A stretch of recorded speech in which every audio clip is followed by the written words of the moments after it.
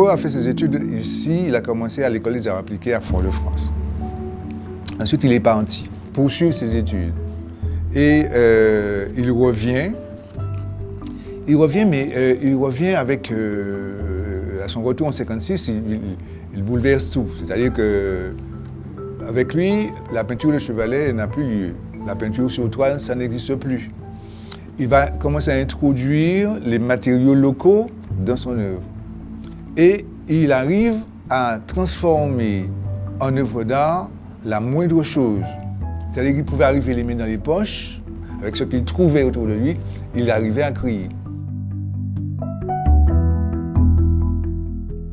Il n'arrive pas non plus dans un espace complètement vierge de renouvellement. L'idée faisait déjà son chemin du rejet de l'art occidental comme visée ultime, quoi. Donc il y avait déjà une contestation de ça. Mais par contre, sur le plan formel, il va apporter du neuf.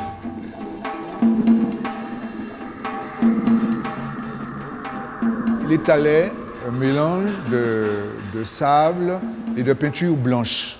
Il façonnait ce mélange-là pour faire naître la forme. Et il mettait le feu. Il avait un produit, il s'appelle le zolpan, et puis du white spirit, en fait des produits inflammables. Il poussait le feu pour donner des nuances.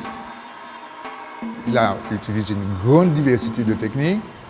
Il a mis au point des procédés vraiment très variés, mais il n'y en a aucun qu'il ne maîtrise pas ou qu'il maîtrise à peu près. Bon, il a une grande maîtrise de chacune de ces techniques. Coco Wanikoma, il était profondément communiste. Et il était porté par l'idée de partage. Il peignait, il créait pour les gens les plus humbles. C'est à eux qu'il pensait d'abord. Les gens, d'une manière générale, se reconnaissaient dans l'œuvre de Coco. Il ne supportait pas non plus tout ce qui relevait de l'injustice, de la domination d'une idéologie. Quand on parle d'engagement, il y avait des modèles comme ça. On va retrouver Mandela, Angela Davis, le Che Guevara, on retrouve le Christ.